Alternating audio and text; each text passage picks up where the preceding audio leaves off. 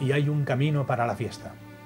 Un tránsito en el que la pincelada se convierte en gamas cromáticas que expresan vida, sentimiento y reflejos de una Magdalena que seduce y que extiende su mano, unas veces caprichosa, otras solemne, las más benevolente y enamoradiza. Las fiestas en soporte de sinceridad, para describirnos situaciones, personajes y momentos atrapados en el tiempo, ocupando espacios y hablándonos desde la inmensidad del color para un espectador que no deja de sorprenderse al encuentro del arte, del movimiento y de la estética. No solamente desde el verde esmeralda tan al uso y que sigue siendo esperanza, sino con morados, lilas no de penitencia y sacrificio, sino de cuaresma de vida que se genera en el lienzo para ir perfilando expresionismo en busca de la abstracción. Está el naranja, que domina atardeceres dorados de viejos rituales que marcan la víspera del tercer domingo de los idus de marzo. También rojos, azules y ocres, que son despertares en este juego con el color en el que un servidor deja de lado el dibujo y osa colocar en los lugares que tienen que estar solamente manchas. En el sitio preciso, no en otro, para ir creando una realidad no por ya conocida, siempre sugerente y mágica.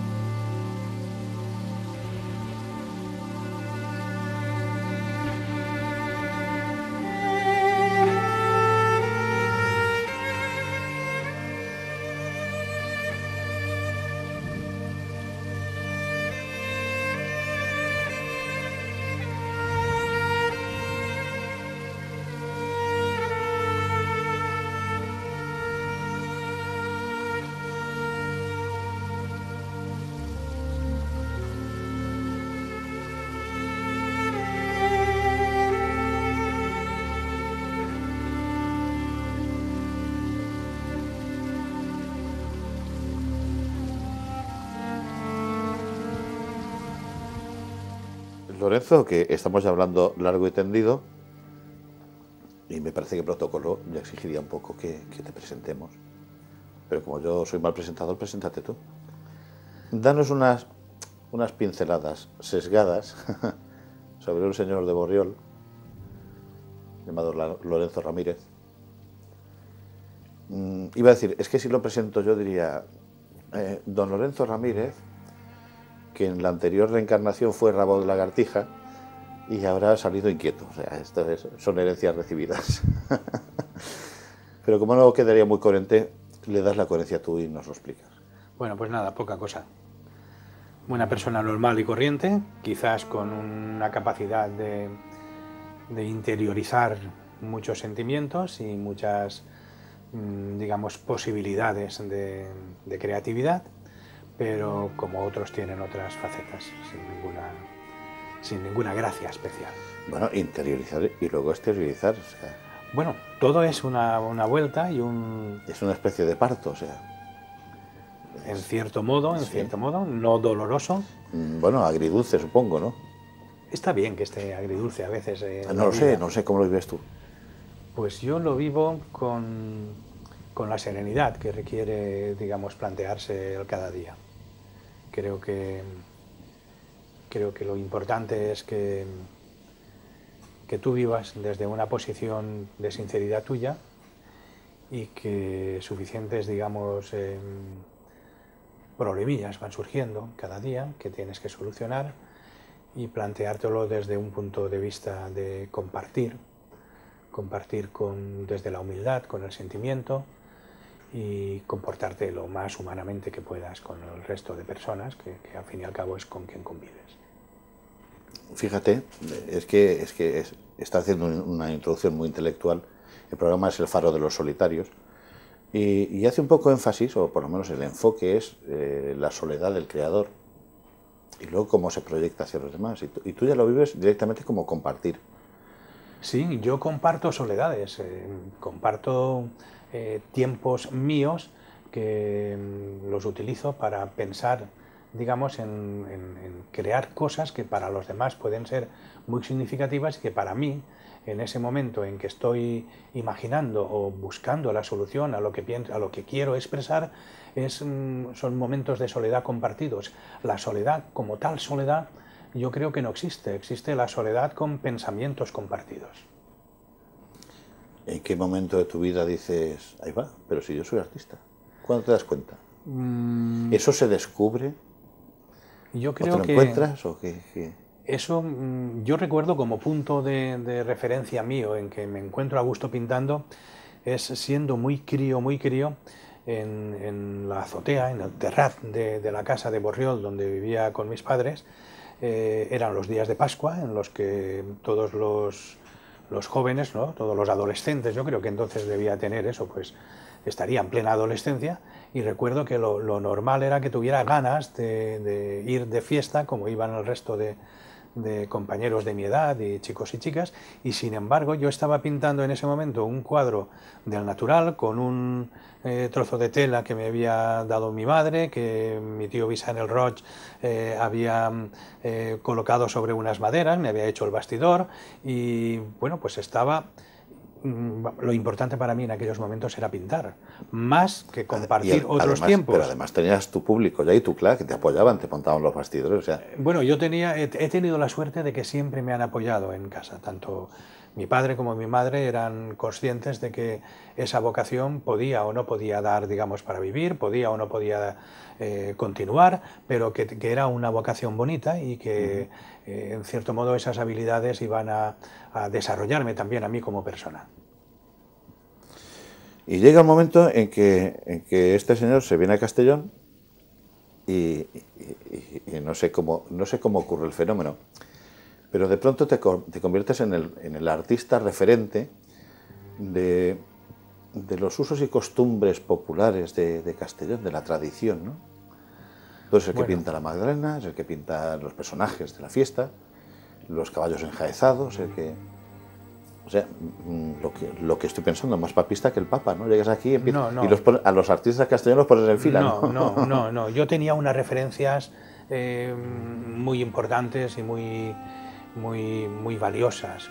Tenía una referencia pictórica del gran maestro Porcar, tenía una referencia del gran pintor de los temas costumbristas, más bien castelloneros, que era Soler Blasco, y tenía unas referencias de una serie de personas, maestros, todos ellos, que eran capaces de dibujar lo que era el movimiento festivo, lo que eran los sentimientos de la fiesta, más allá del puro concepto de la fiesta. Yo interpretaba que ver un dibujo de un caballo enjaezado con arriba la grupa y llevando una pica, el castellonero, aquello tenía que tener mucha más historia que simplemente la del dibujo que me hacían ver delante. Y a mí eso lo que me tentaba, lo que me motivaba, era a intentar trabajar por buscar algo más en eso. Yo me di cuenta de que en los librets de la fiesta, en lo que se publicaba en los periódicos, solían repetirse mucho los dibujos. Entonces, pero yo creía que el repetirse era no utilizar el mismo dibujo. Entonces, desde esa filosofía de no querer utilizar el mismo dibujo, había que hacer variantes, y ahí es donde yo me metí a trabajar, donde empecé a buscar que con las mínimas líneas pudiera expresar el máximo de lo que era la sensación. Digamos, a mí me gustaba muchísimo, me siguen gustando ver los trajes de castellonera. Los de castellonera, digamos, cuanto más antigua mejor. Yo distingo entre el traje de castellonera, la falda de valenciana y lo que es también la falda de la figura de Alicante, ¿no? Y yo la de castellonera la entiendo como ese movimiento gracioso, femenino 100%, de la mujer cuando va andando, con esa personalidad que le da el porte de ese traje, que para mí es bellísimo, como el de labradora, pero en el de castellonera yo me identifico mucho más con esa figura de castellonera. Sí que es verdad, porque además la cadencia de la falda es muy elegante. A ver, si la chica es alta y espigada. Bueno, hay que decir que si le buscas, cada una tiene una gracia especial. Es como aquello de decir, bueno, pero esa figura tiene un complemento que le da el movimiento que la mujer sabe darle, que la convierte igual en atractiva. Estoy de acuerdo. O sea, que es algo precioso. Y a mí aquello me hizo hacer unos bocetos rápidos, pero bueno, me di cuenta de que allí transmitían muchísimo más.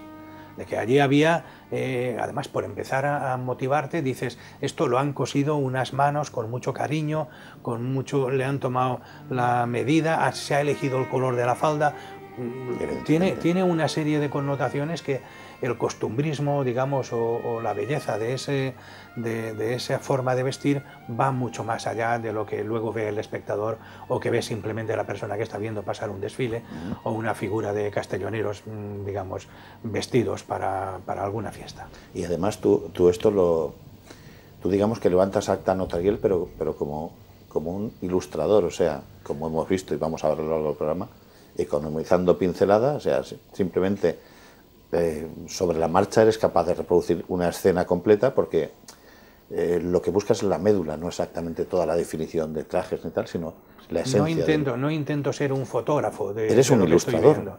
O sea, en ese momento eres un ilustrador. Un ilustrador, pero además el ilustrador lo que intento es sacar un poco el ánima de todo eso, sacar un poco el alma, intentar que esas líneas, en su resumen, en su capacidad, digamos, de síntesis, tengan lo que quiere transmitir el orgullo, la emoción, digamos, el sentirse noble en toda su representación, que transmite cualquier figura que lleva un traje que representa a una ciudad, a una forma de vivir, a una forma de ser, a una forma de entender. Entonces, bueno, y a ti también. Y a mí también, porque... Y a ti también. Espera que vaya yo haciendo incisos. Caballero de la Conquista. ¿Qué más? Bueno, luego si quieres y tenemos tiempo hablaremos de tu faceta en la música, tu amor a la música, al piano, tus condicionantes por la música y tantas actividades. Por ejemplo, si cualquiera de estos señores que nos ve aparecen por Borriol en Semana Santa, pues es fácil que lo vean vestido de qué exactamente. Sí, de Herodes. De Herodes concretamente, ¿no? Sí. A ver, ¿quién te ha nombrado Herodes? ¿Tú solo o eso cómo se hace? Eso se hizo, bueno, lleva ya muchos años. Fue una cuestión que salió, recuerdo, la noche del primer ensayo. Incluso el papel de Herodes aquella noche se perfiló en aquellos momentos con el profesor Henri Boucher, con don Rafael Lloret, con Ángel Albert, con toda una serie de borriolencs ilustres que se ilusionaron y crearon lo que es la Nueva Jerusalén. Eso era el año 75, y bueno, pues me incorporé a todo el grupo de gente que íbamos a estar viviendo la pasión, porque el Nueva Jerusalén de Borriol, más que una pasión al uso, es una vivencia, y en eso yo reconozco que he tenido momentos de auténtica emoción representando el papel de Herodes. A tal punto hay veces que nos identificamos, que recuerdo que el segundo o tercer año de novio... yo no sé si siendo Herodes tendría emoción o tendría unos subidones de mal talante, no lo sé. Ahí, por esos subidones de... Más que nada por quien decidiera que yo hiciera el papel. Eso es una puntadita, ¿eh? A ti te han dado un papel inquietante, ¿eh? No, escribí Tú tienes pocos amigos en Borriol. Pues mira, yo creo que tengo muchísimos, de verdad.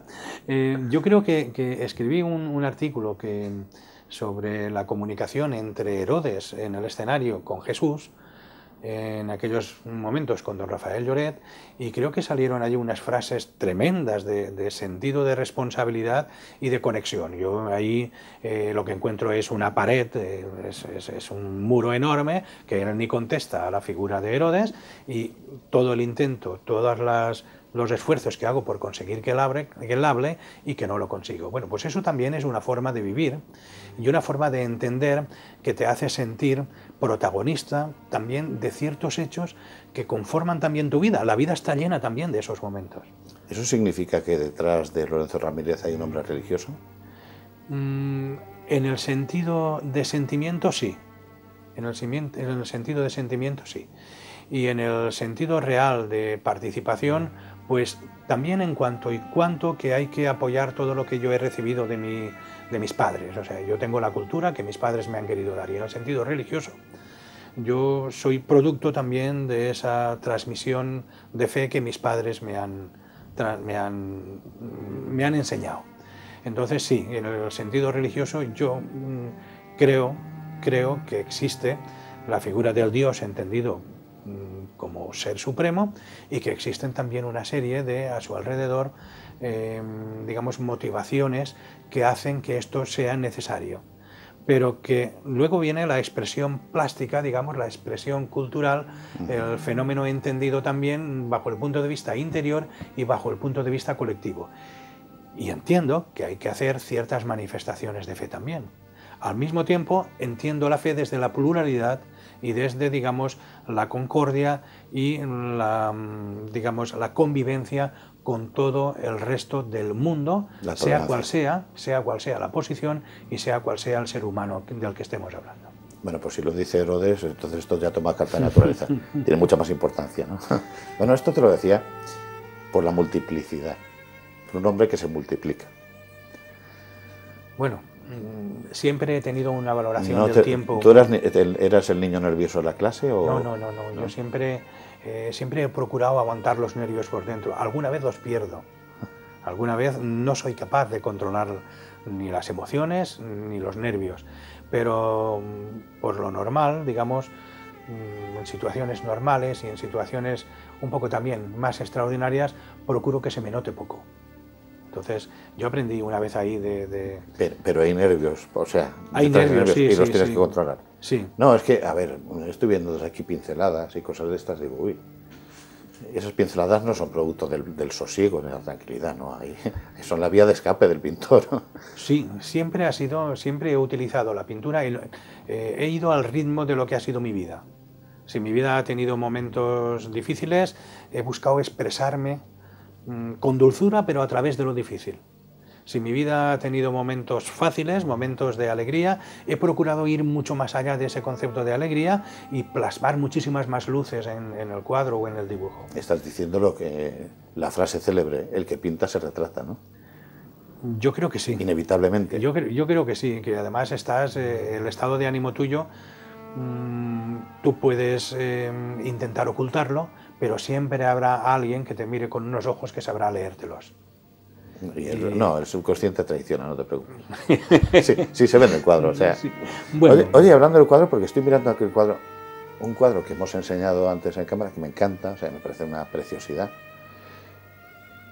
Hay una serie de obras tuyas, no es regla fija, pero me llama la atención, una serie de obras tuyas que casi las abandonas en el tercio final, en el tercio bajo, como que se van diluyendo como que van perdiendo naturaleza, entidad, y nos encontramos con el lienzo en blanco.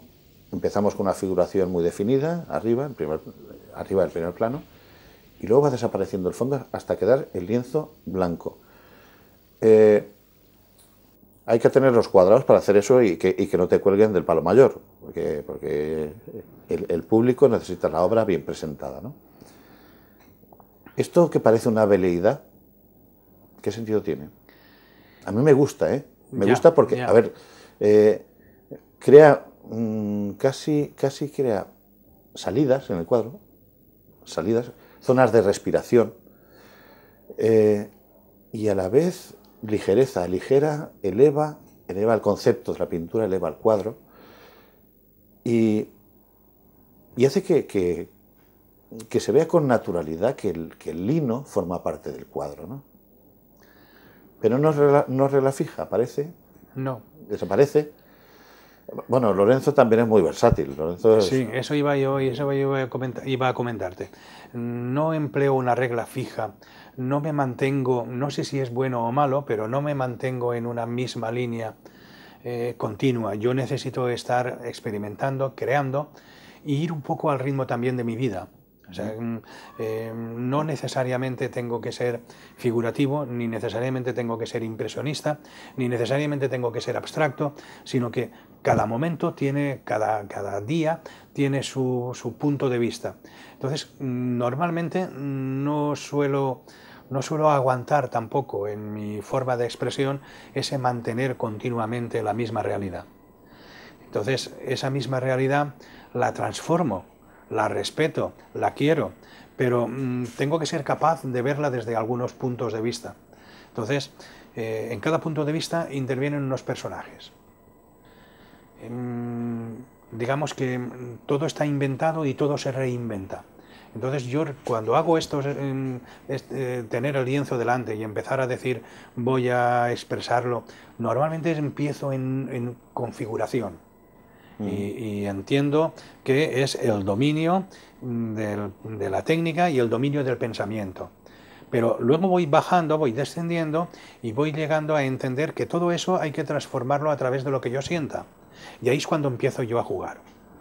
Entonces expreso los sentimientos hasta que llega un momento en que digo, y todo esto tengo que ser capaz de decir que es como nada, que he empezado, he continuado, he creado, pero que no, digamos, no tiene mayor importancia. Y que en cierto modo... Y se da por supuesto que esto ya lo se pinta y que esto está concluido. No pienso en eso. Pienso en que es una forma de expresar que aquello tiene toda la importancia que tú le quieras dar.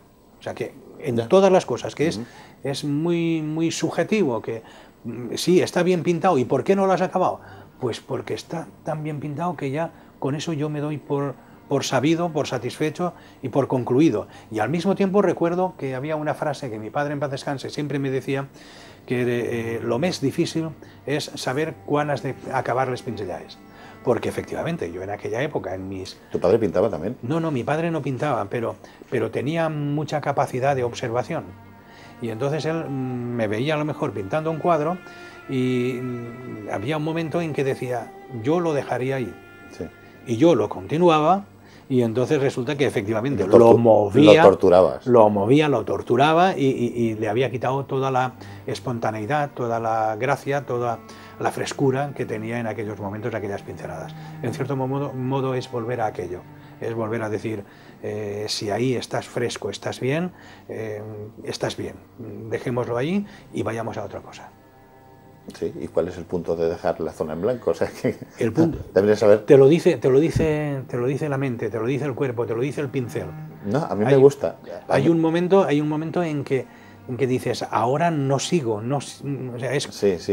Es el punto, es como decir, a partir de aquí estás saboreando esta bebida o esta comida y a partir de aquí ya estás, digamos, entrando en la gula. Arriesgándote a que quede manido. Sí. Retocado. Sí, eso sería lo auténtico. Sí. Ese es el sentimiento auténtico. Además, estás un poco en el planteamiento picasiano, que decía, bueno, pero si yo a los 14 años ya pintaba bien y ya saben cómo pinto, no tengo por qué seguir demostrándolo toda la vida, o sea, que me dejen simplificar, ¿no? Bueno, me viene lo de Picasso, porque tú también eres muy Picasso. Picasso ha sido un referente para mí. Para medio mundo. Aquí hay una grabación. Lorenzo Ramírez, bueno, no tiene mayor importancia, a ver si lo podemos ver así en la cámara esta. Ahí se ve, Paco. El que se vea es anecdótico. Es una exposición que dedicaste a hacer variaciones u opiniones sobre la obra de Picasso, ¿no? Cuéntame. Aquello fue una historia muy bonita. Cuéntame las fijaciones, a ver. Y además se hizo en este estudio precisamente. Todos los cuadros se pintaron en la pared que tengo a mis espaldas. Y aquello, yo necesitaba en aquellos momentos tener una comunicación especial con el mundo de la creación y con el mundo, digamos, de la expresión a través de lo que era la fuerza de los pinceles. Picasso siempre me ha encantado porque Picasso lo he visto una esponja. Picasso sabía coger lo mejor de todos los demás, asimilarlo, volcarlo de nuevo y ser el mejor. Sí. Entonces, desde esa forma... Eclecticismo puro. Desde esa forma de realizar de Picasso, yo intenté, más que versionarlo a él, fue intentar conocerlo a través de intentar pintar como él podía pintar, con expresiones, digamos, de capacidad de ahorro de líneas, de exageración de color, de no tenerle miedo ni a las formas, ni al contenido, ni a las manchas, ni a la capacidad de expresión, asumir, digamos, directamente lo que querías pintar, incluyendo los errores y la capacidad para rectificarlos. Y todo aquello, lo bueno que tuvo fue que estuvimos precisamente en esta habitación del estudio, pues varios periodistas, críticos de arte, fotógrafos, cámaras, algunos invitados que podían en aquellos momentos compartir el espacio, y que esto no es demasiado grande en cuanto a esta habitación. Bueno, pues empezamos a las 8 de la mañana.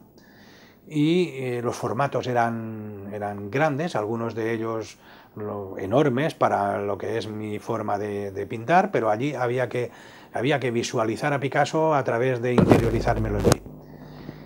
Y bueno, pues desde las 8 de la mañana hasta la hora de comer, y después de comer hasta las 5:30, a las 6 de la tarde. Y eso lo hicimos 2 días. Y en estos momentos, bueno, pues ya yo libero a todos los que les pedí que mantuvieran en secreto toda aquella realización, los libero del compromiso, porque en 2 días pintamos, yo entendía que pintaba a ritmo de Picasso, y pintamos 24 obras de gran formato. 24 horas que en aquel momento a mí me daba muchísima vergüenza que se supiera que aquello había costado 48 horas, 2 días de trabajo. Pero que bueno, que realmente yo creo que los que compartieron conmigo aquellos sentimientos, bueno, pues estaban viendo cómo podía, digamos, convertirse el hombre en una especie de máquina creativa. Claro, yo allí tenía unas referencias muy claras sobre determinados... Los cuadros no estaban pensados, los que íbamos a versionar de Picasso o a intentar, digamos, pintar como si fuéramos Picasso. Y luego había otros que tenían que surgir de la creatividad propia. Lo que tú hiciste fueron versiones ¿o fueron recreaciones sobre Picasso? Fueron versiones, fueron recreaciones, y yo creo que al final lo que llegué es a comprender, hay algunos cuadros que son pura, digamos, versión mía, me versioné a mí mismo, tomando como referencia el mundo en el que yo había vivido en esos momentos, toda la mentalidad. Tú te pones a pintar como Picasso, teniendo como referencia a Picasso y las obras de Picasso, y acabas, o bien acabas no sabiendo hacer nada, o bien acabas bebiendo de esa agua y siendo capaz de seguir creando. Entonces yo de ahí lo que me quedo con mucha satisfacción fue cuando yo ya prescindo del propio Picasso, prescindo de la obra de Picasso y hago mis obras versionando a Picasso en auténtico, que no tienen nada que ver con la obra ya vista de Picasso, sino que la creo de nuevo. No me baso en nada de ninguna figura de él, no me baso en ninguna expresión de él, pero pinto toros, pinto caballos, pinto el momento de un pase de un torero con un toro. Tú solito te propones la influencia, tienes influencia. Pero aquello fue bestial, aquello fue acabar el día y tener una sensación de que habías hecho algo algo importante, de que habías dado mucho de ti, y sobre todo cuando lo traducías en que lo plasmabas desde una forma totalmente libre y podía encajar con el esquema de Picasso, eso era una satisfacción enorme. A mí aquello me dio muchísimo estímulo. Hoy podemos decir que fueron obras de 2 días. Me da hasta vergüenza decir que en 2 días fui capaz de hacer aquello. Hoy confieso que a lo mejor, Bueno, probablemente, casi con toda seguridad, no sería capaz de repetirlo. y también hay que puntualizar que Picasso no pintaba a esa velocidad tampoco, ¿no? Bueno, Picasso sí que Picasso pintaba a esas velocidades. se detenía muchísimo, se recreaba, lo miraba, calculaba. Quiero decir, ni Picasso ni tú sois máquinas de producir. Tú has hecho un experimento, bien, pero que no significa que el experimento sea lineal. Es decir, No. El factor humano está... En sentido lineal, pero tú sabes también que Picasso tuvo épocas y tuvo días en los que era capaz de que le preguntaran, o sea, de haber producido cantidad de obra. Lo que sí que hacía es que no la acababa. O sea, podía empezar el mismo cuadro 6 veces seguidas.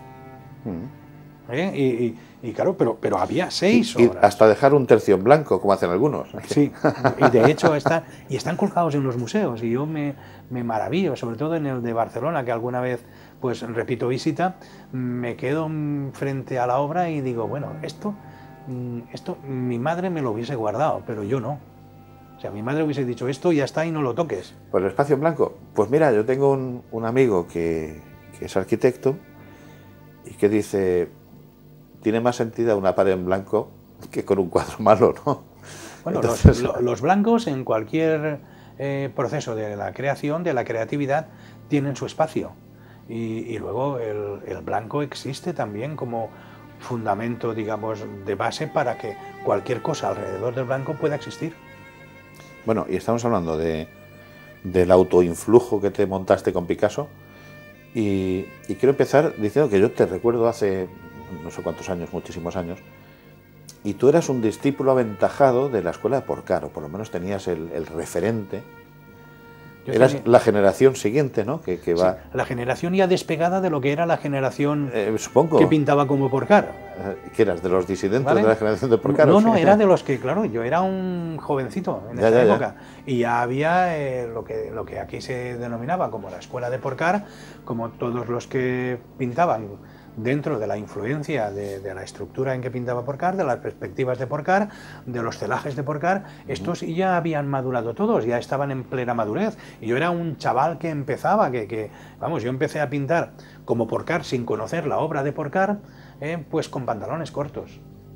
Entonces resulta que a mí me hacía gracia cuando oía una opinión que decían, este chiquet pinte con Porcar, sos con Porcar. Luego con el tiempo ves que no, que simplemente era un esquema... A ver, Lorenzo, el esquema que yo recuerdo de tu obra es celajes inmensos, nubes duras, porque sí. Porcar metía mucha pasta en las... No eran nubes de algodón, eran nubes de hormigón, las de Porcar, muy duras, muy sólidas, el horizonte muy bajo. Y luego pues la temática, Pinar, Puerto, ferrocarril, en fin, y 4 calles típicas. Y entonces pues tú estabas más o menos en esa línea. Sí, y yo crecí con esa línea. Claro. A ver, no me digas que tú no has tenido influencias de Porcar. Sí, ya lo creo, muchísimas, hasta el extremo de que ha sido el que yo más he admirado en la pintura. Pero lo que me refería yo, lo que quería expresar era que al principio que yo pinto como Porcar, yo la referencia de Porcar no la tenía. Ya. O sea, que yo llego a pintar como Porcar, como aquel niño que, digamos, tiene unas referencias de oídas, de gente, pero de obra yo no había visto. Entonces, te hablan y te diuen el Sastrencach de Porcar, los horizons baixos, les playes, y yo todo eso lo asimilé de palabra. Referencias sobre obra de Porcar yo no tenía. Cuando adquiero la conciencia de la obra de Porcar, entonces me vuelco ahí. ¿Vale? Y muy lejos de que me ofenda a quien pensaba en aquellos momentos, pero pintes con Porcar, pues a mí me encantaba, o sea que, pero yo me veía con grandes diferencias, porque veía que lo que yo hacía no llegaba a la suela del zapato de lo que hacía Porcar. Pero mira, es bueno comentarlo. Es bueno comentarlo por situarnos. A ver, te estamos presentando para quien no te conozca. Y estos son pues dudas, referencias que se tienen, los chips que se tienen y las imágenes que se tienen de los artistas, ¿no? Ideas a lo mejor preconcebidas o no. Y bueno, ¿por qué no? Ya que te tengo aquí, pues yo te lo pregunto, te lo comento. No quiero que te ofendas, pero si te ofendes me da igual, vale. Apáñate, a ver qué me explicas, ¿no? Es tu problema. Son las sensaciones que tengo yo y que tiene mucha gente o que ha percibido determinada gente, y es bueno decirlo. Bueno, tenemos a Porcar y tenemos después a un tipo sospechoso, lo tenemos aquí. A ver, voy a ponerlo en la cámara para que se pueda ver. A ver si lo acerco. A ver, a esta distancia. ¿Se ve algo?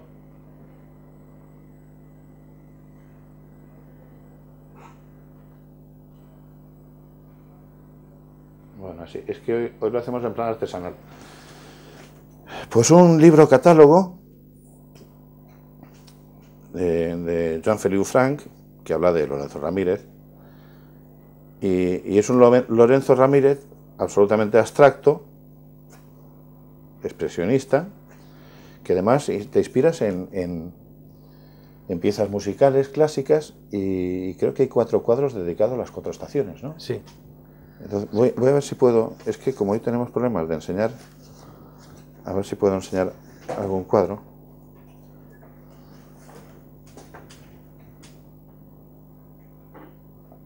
A un par de ellos. Tenemos problemas de enseñar por cuestión de espacio. Es que Paco, el pobre, no se puede mover. Lo tenemos. Bueno, pues esta es un poco la idea general de lo que puede ir este libro, en el que, insisto, aparece un Lorenzo Ramírez expresionista, porque sí, o sea, aparece, y luego desaparece como el Guadiana, es una cosa así.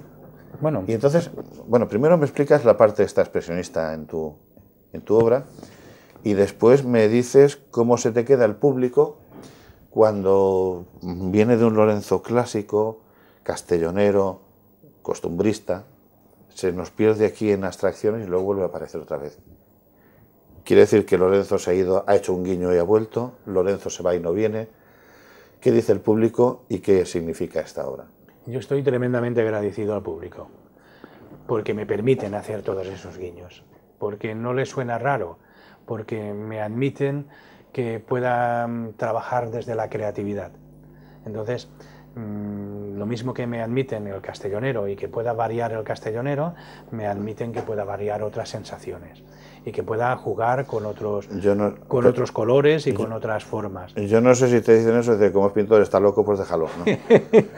Bueno, eso, bueno, no. Un poco también me gustaría a mí pasar por esa tesitura. Bueno, esto surge de una conversación con precisamente Chimo Borràs, el delegado del Consell, pensando en que, bueno, que en la Casa d'Escaragols hay un espacio muy bonito, es un edificio singular, tiene un patio interior precioso, y ¿qué podríamos hacer para, oye, podríamos ver si una exposición para este patio y tal? Y entonces, y un motivo de la exposición, a mí me ha encantado siempre que las exposiciones tengan una motivación, o sea, pintar por pintar, yo eso pocas veces lo hago, necesito una motivación para pintar. Entonces, en este caso, enfocamos la exposición de cara... ¿Tienes mentalidad de ilustrador? Tengo, sí. Me considero un dibujante, y el dibujante siempre es ilustrador. Bueno, la mentalidad es buscar el eje central para eso. O sea, el artista no necesita motivos especiales. El ilustrador sí que necesita canalizar eso. Pues mira, a mí me gusta entenderme con los motivos. Igual te hubiera ofendido por segunda vez, pero en fin, yo lo hago con la mejor intención. O sea. Me encanta, es como cuando decían lo de Porcar. Que luego hay que decir que hace unos años pinté a Porcar en gran formato. Hice una exposición homenaje a Porcar y en este caso era interpretar a Porcar. Lo que busqué es pintar como Porcar, ahí sí que tengo que ser honesto, pintar como Porcar.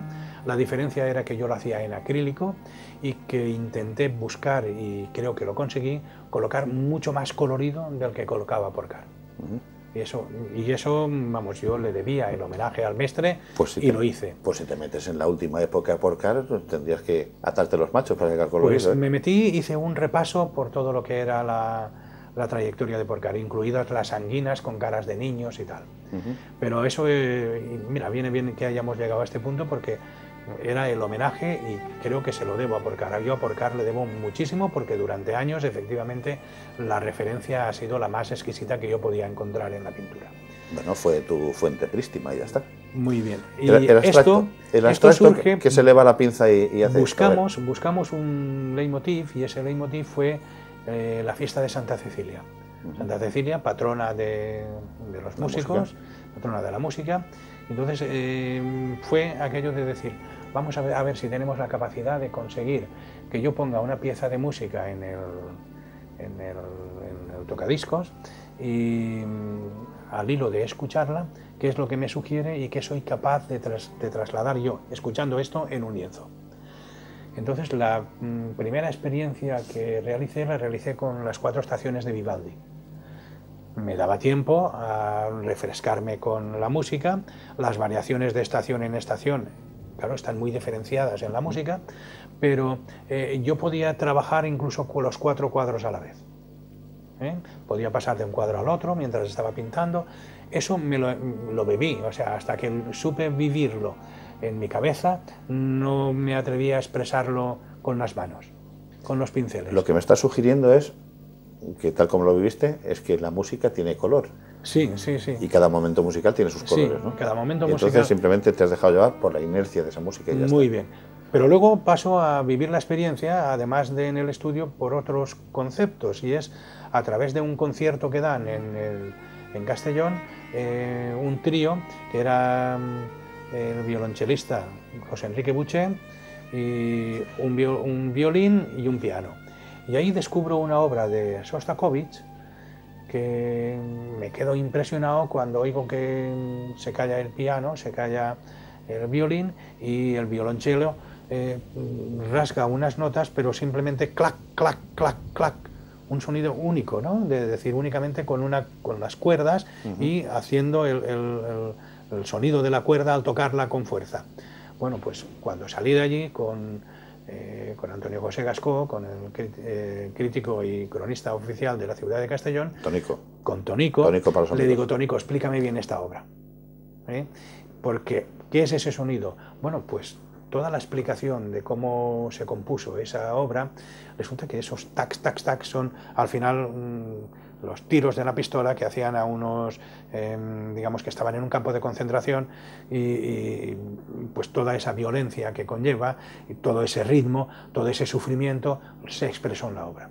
Y de ahí hice un cuadro que yo creo que es muy significativo y que transmite lo que es el sufrimiento, lo que es la historia, lo que es el campo de concentración con la amargura llena de la vida, y con el ver que se acaba y con el ver toda la... y frente a todo eso que todavía tiene que resurgir una esperanza de vida. Una esperanza de vida que puede que no sea física, pero sí en el sentido espiritual de la vida, en el sentido del más allá.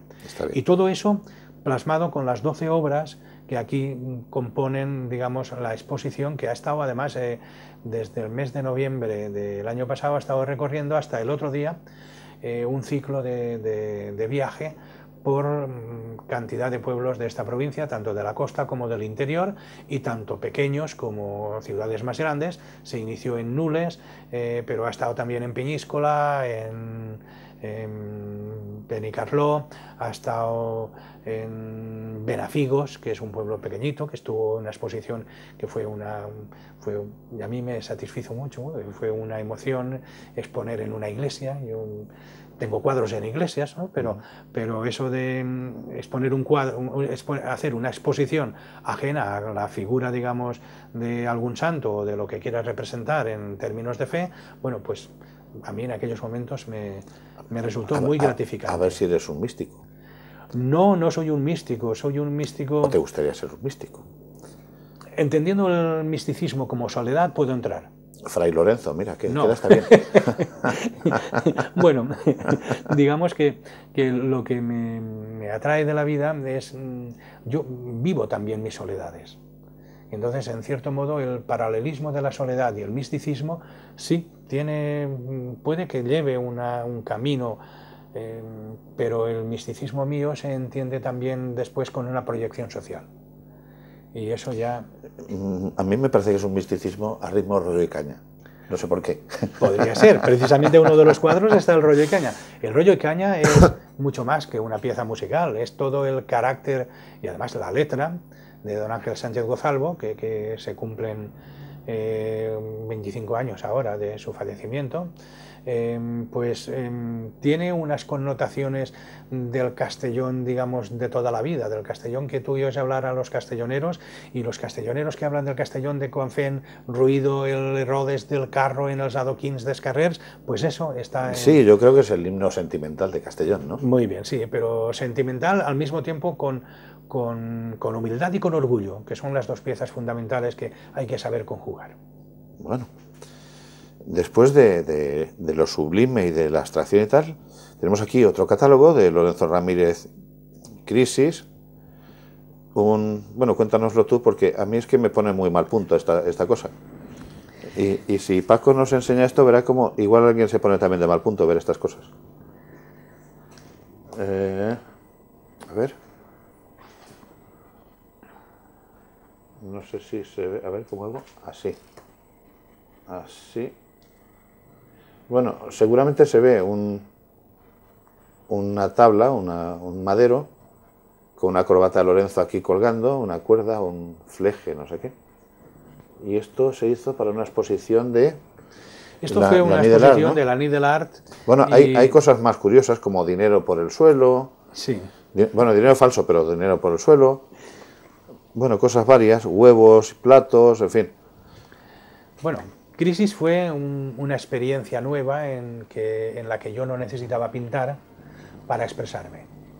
Crisis surge, yo dibujé lo que era el planteamiento de Crisis en un viaje de Madrid a Castellón, volviendo de unos días que habíamos pasado con mi hija, la que vive en Madrid, y en aquellos momentos, digamos, cuando yo lo creo, era al principio del vocablo crisis, no estaba aceptado todavía el vocablo crisis en nivel oficial, todavía estábamos en recesión, todavía estábamos en unos planteamientos, digamos, que la realidad no se correspondía con las palabras que se estaban diciendo. Estábamos entrando en una auténtica crisis, pero crisis económica, crisis de valores, crisis de... En esa época yo ya estaba muchos años en crisis.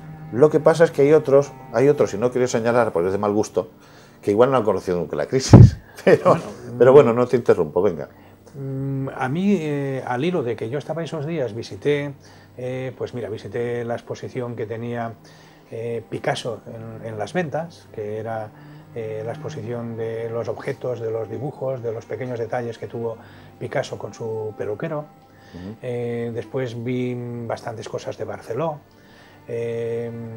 Estuve buscando por los museos esas piezas que no son fáciles de encontrar porque te has de recorrer muchos espacios. No busqué lo fácil de los museos, busqué lo que me podía a mí significar, digamos, revelarme. O sea, a ti te motiva la crisis. Eso es lo que yo pretendía con la crisis, con el montaje que me provocara. Entonces, recuerdo que desde Madrid mismo llamé a un agente cultural de aquí de Castellón y llamé en ese momento a Jesús Brock, en el que había tenido una relación de actividad a través del Cau de l'Art de Llucena, y le dije, tengo una idea que voy a plasmarla, nos hemos de reunir y vamos a ver si intentamos que esto pueda surgir. Para mí fue una experiencia totalmente fuera de serie plantearme este tipo de expresión, pero entendí que tenía una serie de valores y que esa serie de valores podían ser asumidos por la creatividad, no por la pintura. No estoy haciendo pintura ahí, sino estoy transmitiendo creatividad. Y la creatividad hecha como un análisis de la situación. El arte entra en el análisis de lo que es la calle.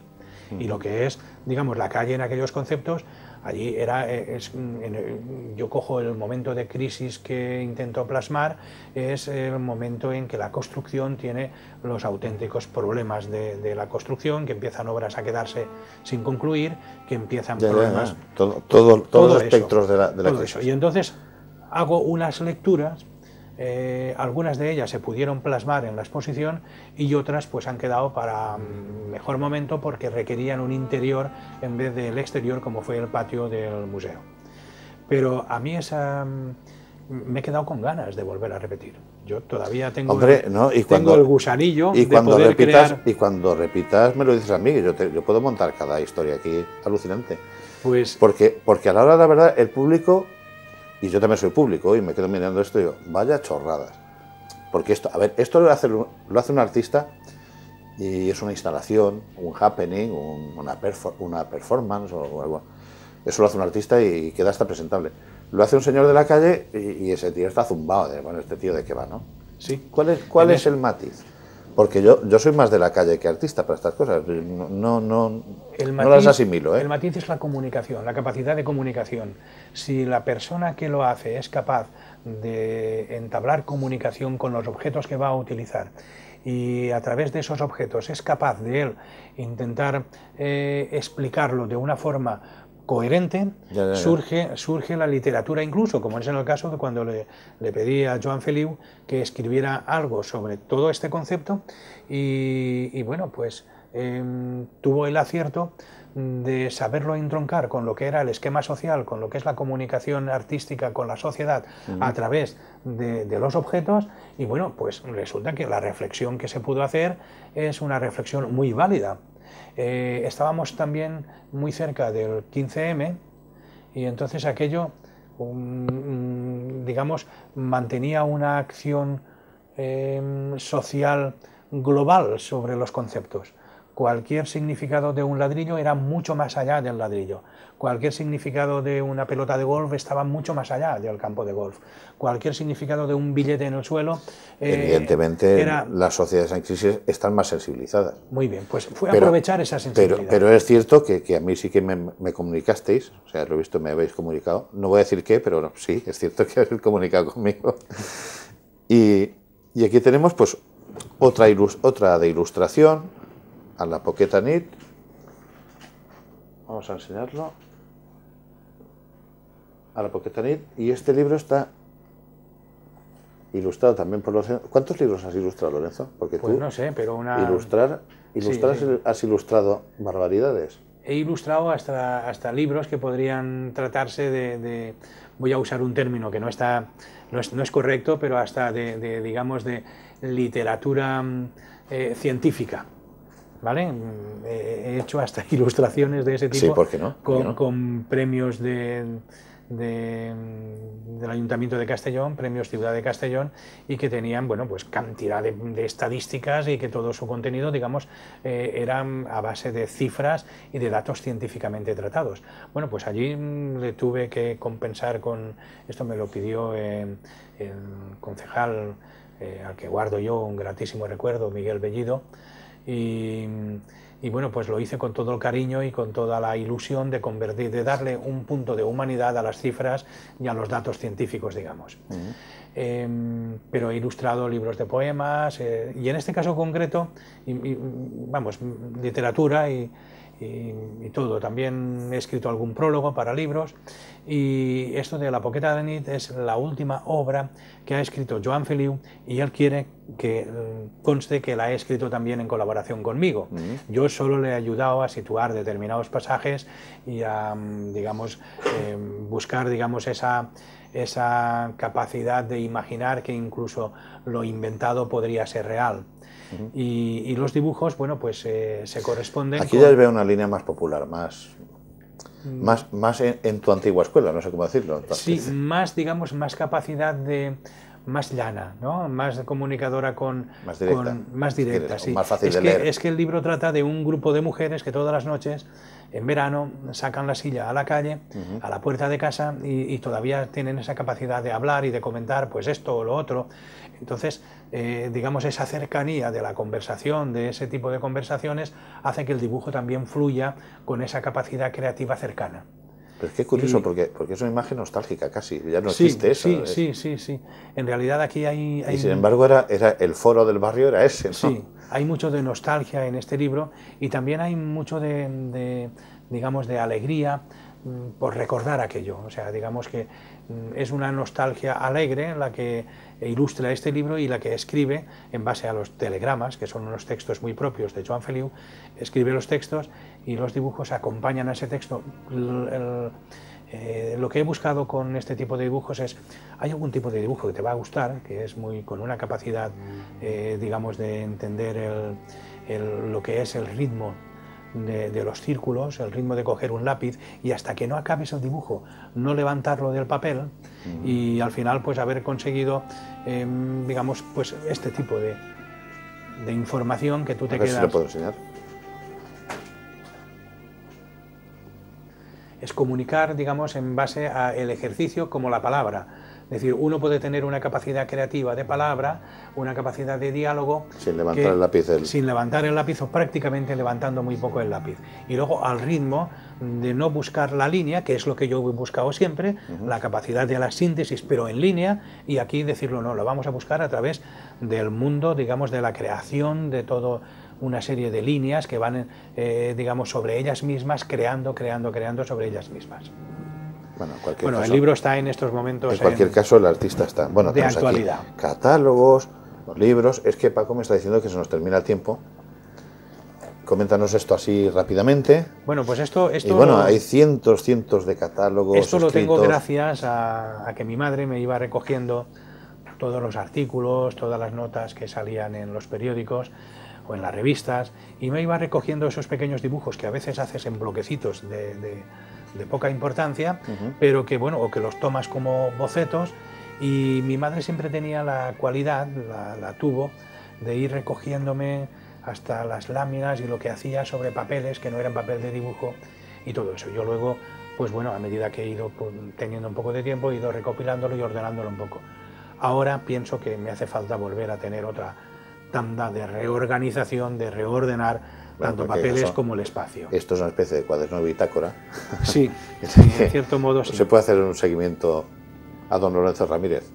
Lorenzo, se nos acaba el tiempo. Te quiero dar las gracias por recibirnos, por atendernos. Es un placer recibir a otro solitario más en nuestro programa.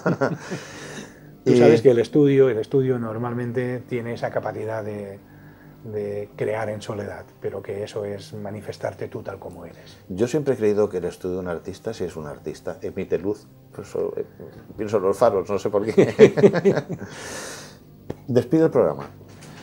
Bueno, pues... Di lo que quieras, siéntete feliz. Yo me siento muy feliz de que... Y sé breve porque se nos acaba el tiempo.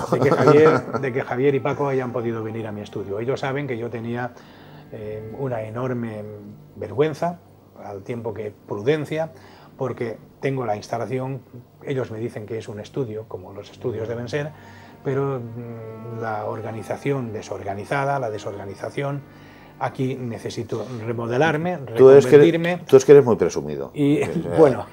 Esto es lo que hay, pero tú eres muy presumido. Perdona, sigue. Agradecerles que hayan compartido este programa con nosotros, que nos hayamos conocido un poco más y que, bueno, pues que en otras ocasiones, digamos, más que la palabra, sean los cuadros los que nos identifiquen. Muchas gracias y una vez más, gracias a Javier, gracias a Paco, gracias a la televisión de Almazora. Gracias. Pues un placer y hasta siempre.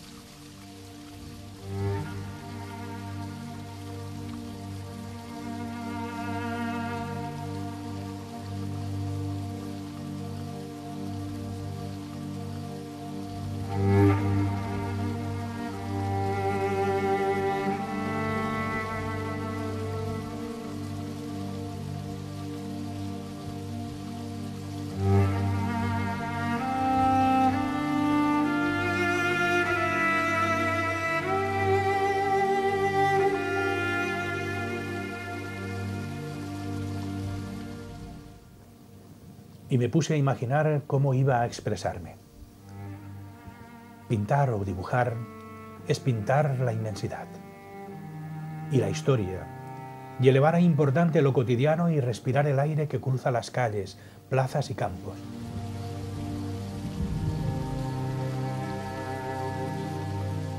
Andar por los caminos y viajar entre sueños y quimeras.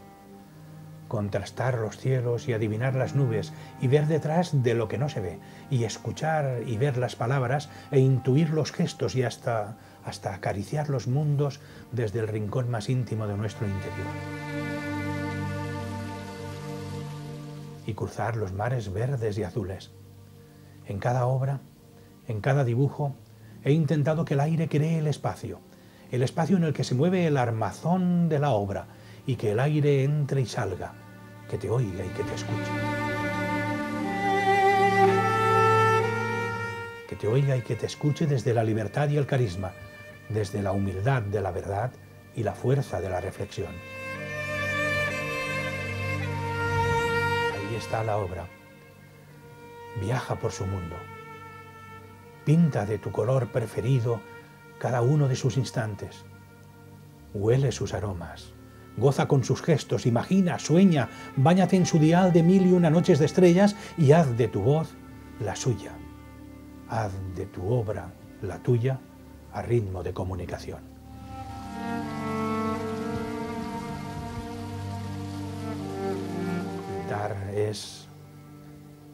Pintar eres tú. Dibujar y pintar es dibujar y pintar la inmensidad.